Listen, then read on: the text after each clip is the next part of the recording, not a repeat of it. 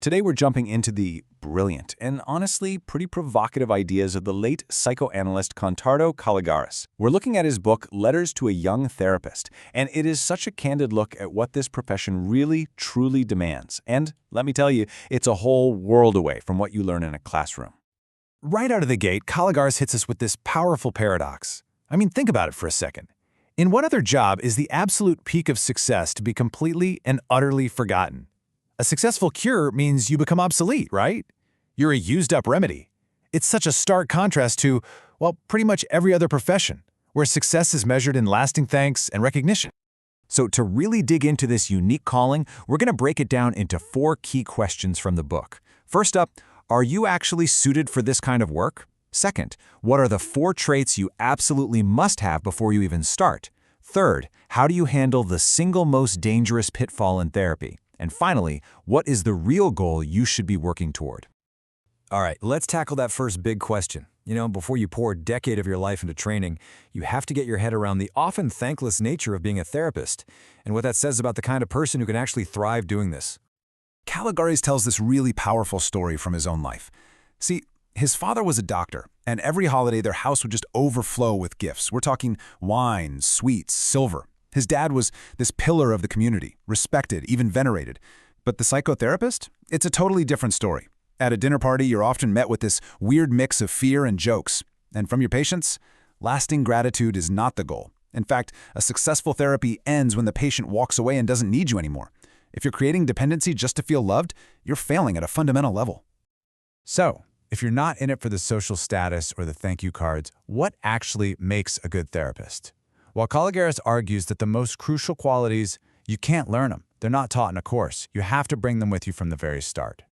And he boils it all down to these 4 foundational traits. First, a deep, genuine affection for people and the stories they tell with their words. Second, this indulgent curiosity about all the different ways there are to be human, with as little judgment as possible. Third, what he calls having some mileage in life. And fourth, and this one might surprise you, a history of your own psychic suffering.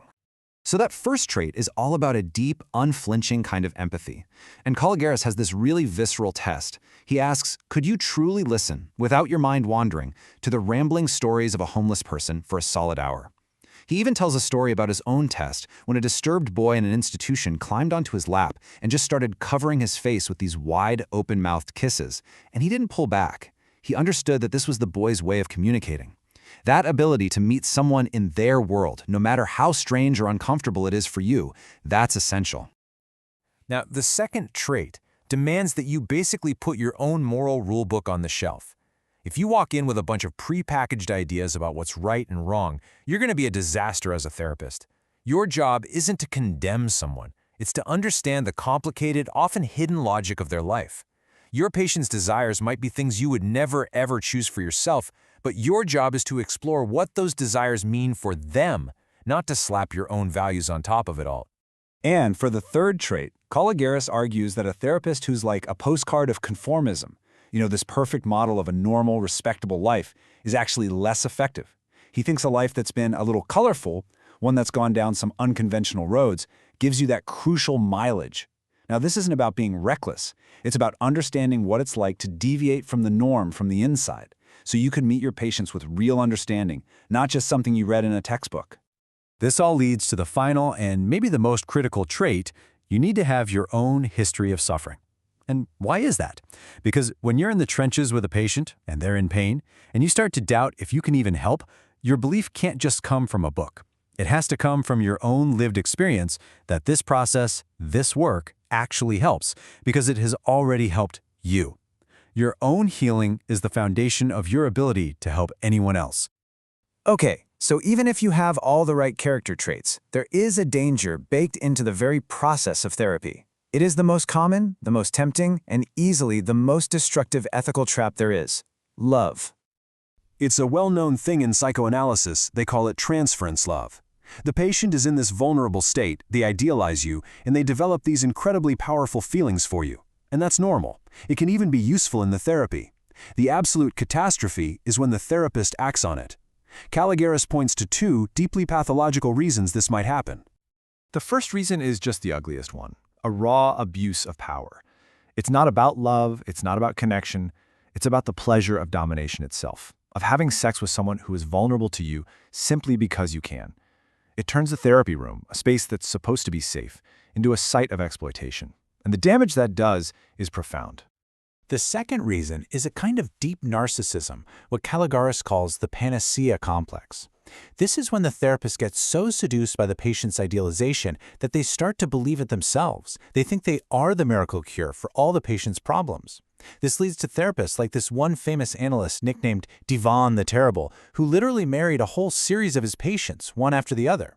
Each time he was convinced he was the answer, and each time it all fell apart when he realized he wasn't a miracle cure. He was just another person.